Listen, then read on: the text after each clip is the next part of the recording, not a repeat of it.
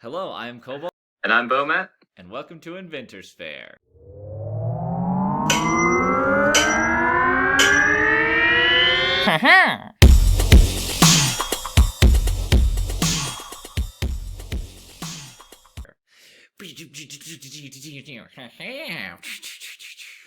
Somebody commented and was like, "Let's get a kobold laugh in here. It's kobold coffers, not goblin coffers." I can do my best. Well, the Sokuzan smelter just works great with the Inventors Fair theme and stuff because he's there, like with the anvil and everything. So, all right, Boma, it's been a second since we recorded. I honestly haven't even uploaded a TikTok video in the last like almost 2 weeks, which is wild for me. But it was You're practically dead on the internet. honestly. Anyway, what have you been playing this week, Boma? So this week on Arena, I've been playing a historic brawl deck that is Kaikar Wins Fury, or Okay. that might be the wrong. No, It's Kaikar. right. Yeah, There's it's only the one bird guy Kaikar. who makes birds and talks about non-creature spells. He makes spirits, and then you can Spirits. sacrifice spirits. Yeah. Yeah. Anyway, I was playing Kaikar, and I had the idea that all of the lore hold things also care about spirits, and they're in red and white. Yeah. So I I created kind of a Kaikar lore hold deck where you could sacrifice a bunch of the spirits for like different things, because there's the new, before he was a planeswalker, the one from Quintorius. Quintorius, because Quintorius lets you sacrifice spirits for a spirit for an effect, and so I thought it was fun to sacrifice one spirits instead of 3/2 spirits and try to like. It wasn't super good, but it was fun to put together, and I think with some tweaking it could be good. Yeah. That's kind of. But fun, it was a fun idea. Which it shouldn't be. Execution wise, I could use some adjustments. Yeah. That's cool though. I mean, it's always fun when you get like, like it's a Jeskai commander, but you're like really focusing in on two of the colors in a color identity. And knowing me, you would think it would be the Is It color pairing. Absolutely, I would think it'd be the Is It colors. Yeah. Well, did you get to play anything in paper recently? Yeah, when you were down here, we played a few games. My mind is blanking on those games. They were very fun. Oh, I'll tell you about the game that I really played true to myself, which is when I played Rael Everwise from Ikoria, which you discard and then you can draw equal to the number of cards you discarded. And I ended that game by discarding my entire hand of like 17 cards and drawing 17 cards with the Mizzet, the Firemind, and getting rid of some blockers. And then I had Alondra, the Sky Singer. Yeah, and holy crap. That's the first time I've played against her. But she put in some work.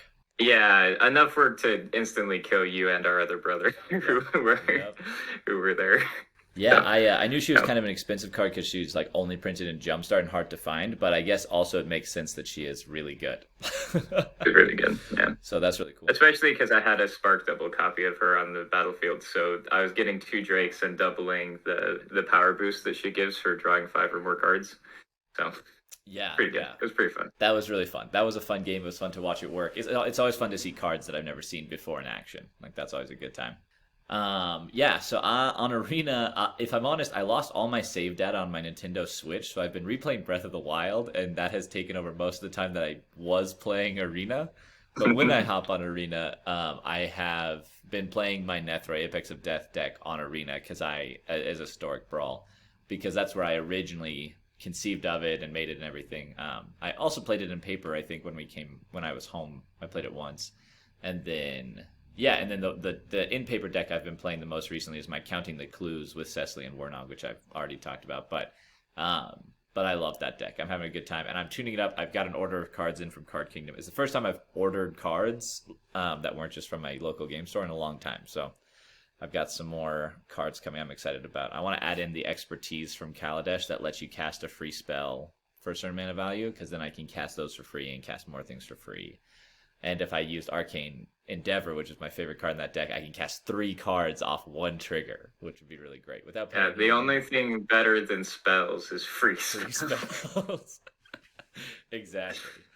So I won a game with my playgroup the other day, which doesn't happen to me super frequently, and I won it with my Abzan keywords deck. That is a lot of like it's like keywords and life gain and stuff, and it was really fun. I top decked the object that shares all of the keywords around, and that was what I needed. They had answered my other problems. I didn't have a chroma out or anything, and what I needed was Audric to give everything flying, and then I think I might have also had double strike, and that was enough to finish out the game. But it was close. It was a very close game. It was really good. I think that Audric is like sneakily underrated, I guess. Like, because I don't see him a lot, but anytime he comes out, he's always a problem when I'm across the table from him. Yeah. Obviously, our oldest brother has a commander deck that is mono white Audric, and it is pretty good. All right. This week, we're talking about Kaladesh Legends that we're going to be designing, and we rolled for colors. I got black and white, right? That's not the ones you got? Cool. Yep. I got green and white, yes. So we're sharing a color this week. Yes, so there with Kaldheim having the kindred types mattering around their world tree, I think there might be a little bit of overlap, but I could go first. Sounds great. So I thought that it was fun in Kaldheim. There was lots of things that I could go, lots of places I could go with this.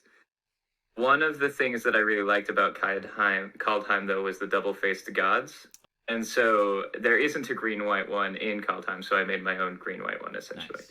My card is Tuki, God of Travelers. And on the back is essentially like his... I'm trying to decide if it's a walking stick, essentially. Some sort of thing that he uses while he's traveling. Maybe it's a knapsack. I think a knapsack's fun. Yeah. It's like a backpack that he has. Yeah, I like that idea a lot. And so, essentially...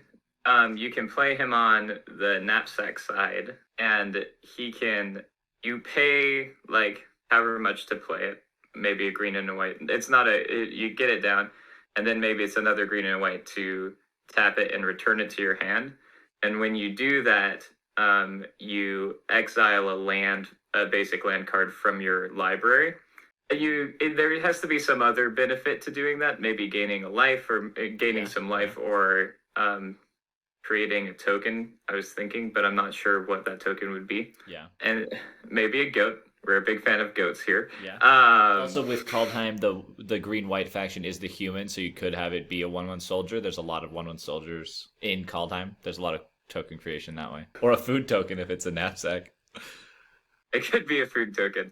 And I'm not sure exactly how the mechanics work, and I was hoping you could help me with this, because essentially what I want is the one side to be exiling lands from your deck, and then the other side let you play those basic lands from exile, essentially. Cool.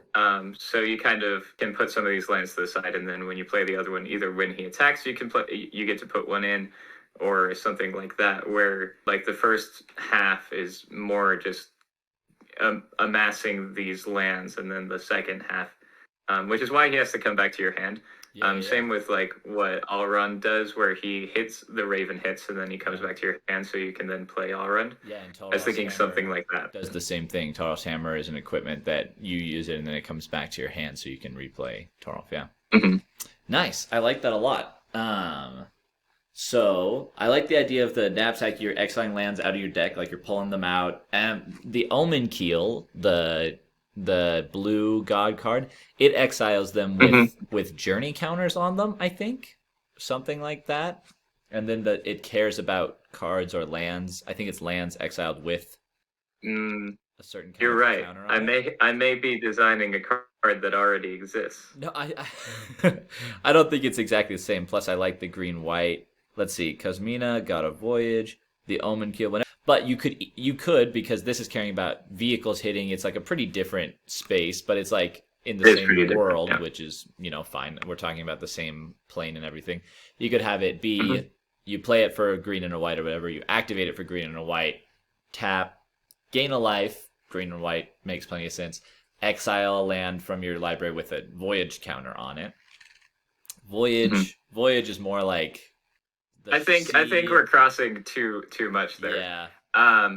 I think maybe it doesn't matter how the basic land gets exiled. You can still play it from exile, because there isn't a lot of things that's going to exile a basic land. Totally. And the absolute worst thing that happens is not even that game breaking if you play some extra basic lands from exile that way.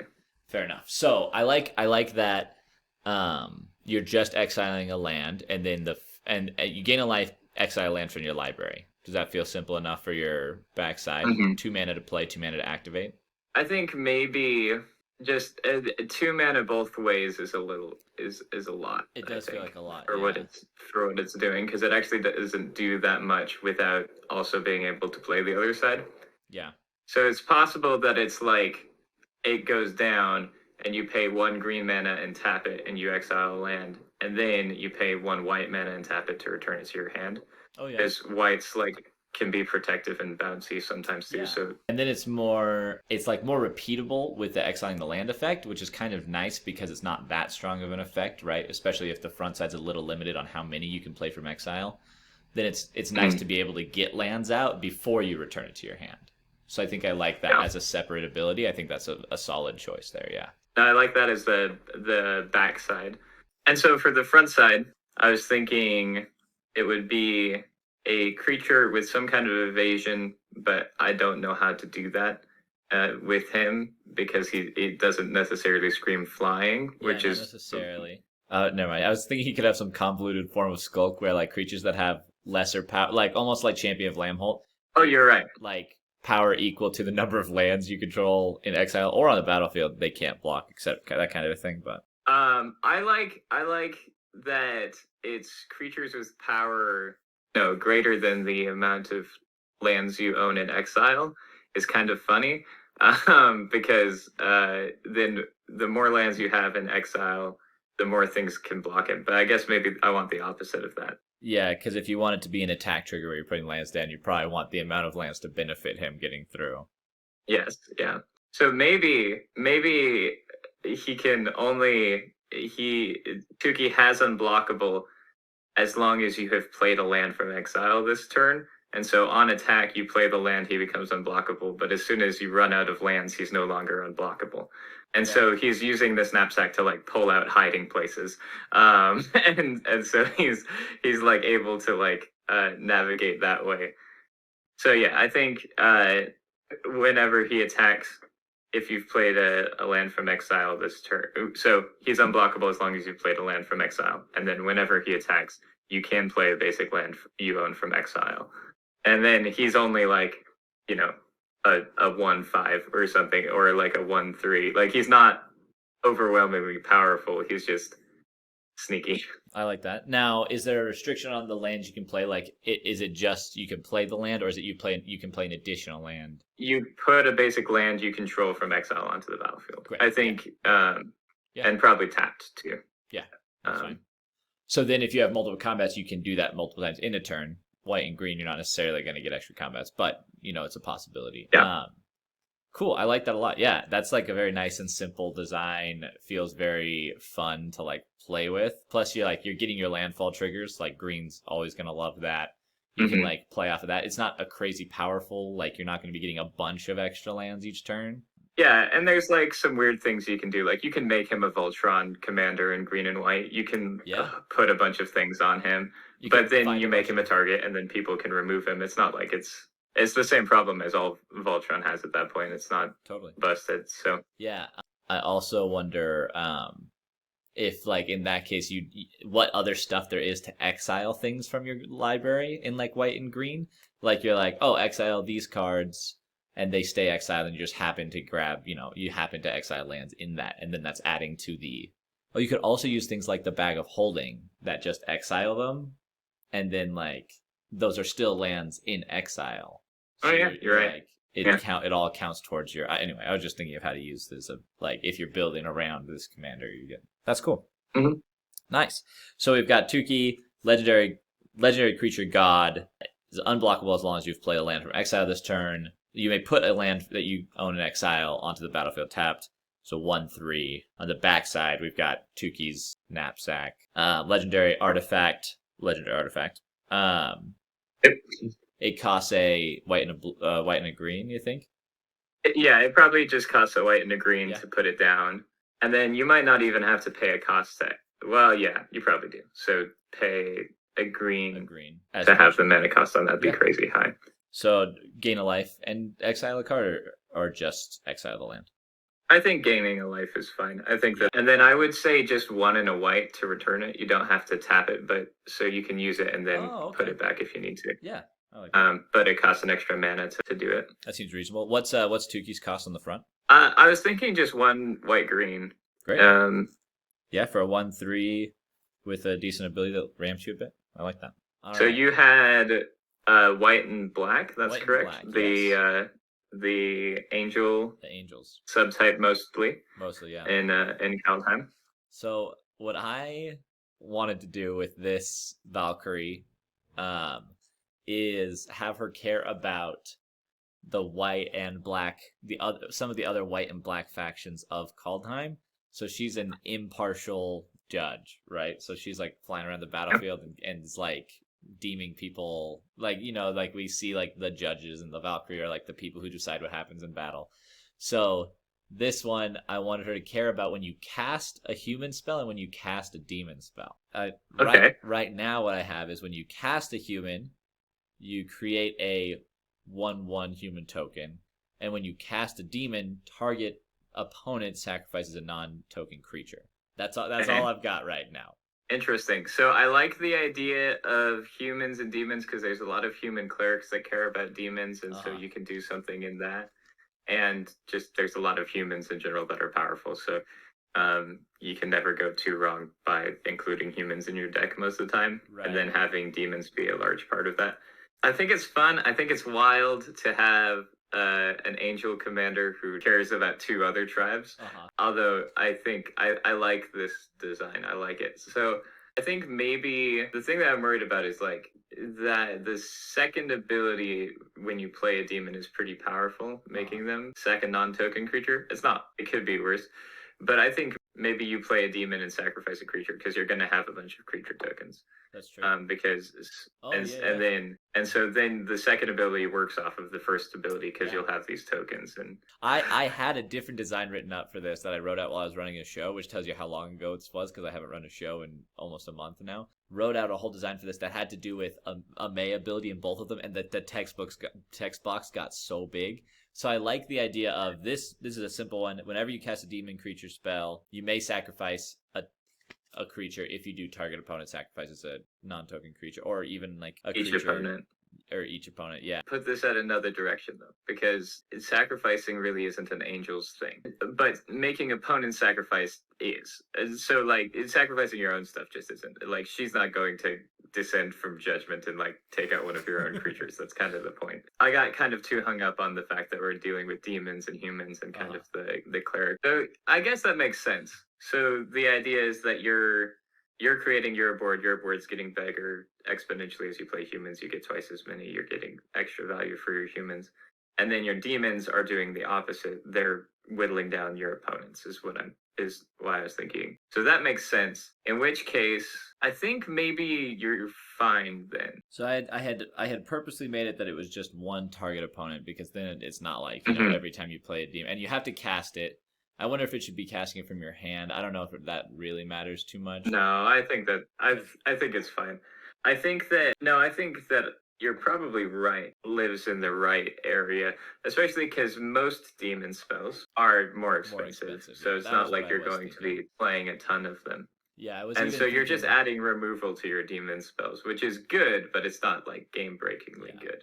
I think. And one of the things I was thinking was putting a mana cost stipulation that you build around, right? Like your humans have to cost 3 or less, your demons have to cost 6 or more or whatever. But again, like that gets crowded and stuff. Yeah. But I do like that it's a target opponent sacrifices I don't know if it needs to be non-token. I think it's fair to be a non-token creature. It just feels like tokens are super relevant all the time and it's super easy to just sack them. And this gives it a little bit more beneficial, especially because I was thinking of having her cost 3 black white and be a 4/4 with flying and menace like the other angels from Kaldheim. Then you're putting a lot of investment into a creature. Now the effect is immediate. You don't have to attack with her or tap her or anything. It's just there. But you are paying 5 mana into a body that can also get removed. There's no protection on her, no ward or anything. So I think that's good. I think it's funny. Both of these feel slightly more straightforward than the other designs that we've done. Yeah, I also feel that way. But I think that makes sense. I think that plays really interestingly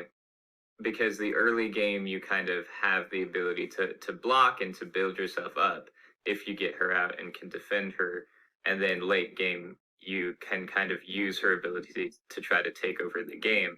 And I think that it's nice when a commander has both of those things, where it does something early in the game that is useful and beneficial, but at the end of the game is also has the ability to give you that benefit in a different way. So the first one is building you up so you can block, and then the second one is taking down your opponents so you can swing in with your angels and demons, who mostly all have flying. So yeah, I think that's cool. Yeah, I kind of like that idea. I was calling her Brunhilde because that's like the original. There's like an old Norse myth that's essentially Sleeping Beauty, but it's Brunhilde, and she's a Valkyrie who goes to sleep and then wakes up. And anyway, Yeah. It's so Brunhilde impartial something, or like arbiter of the sky-born arbiter or whatever. Fun fact, Tuki is also stolen from a story that I read recently. Nice. Yeah, it's a book called East. It's very good. I had a friend recommend it to me, and I read it in a few weeks. It was pretty good.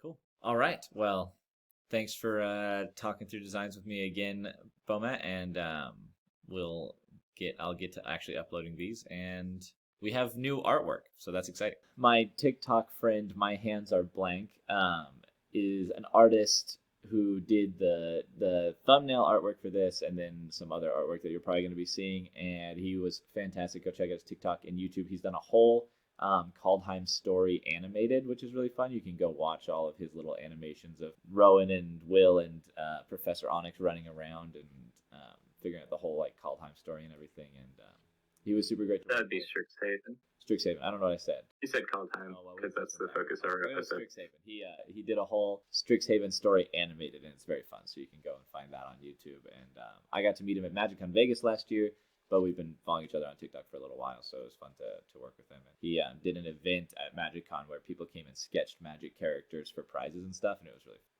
fun.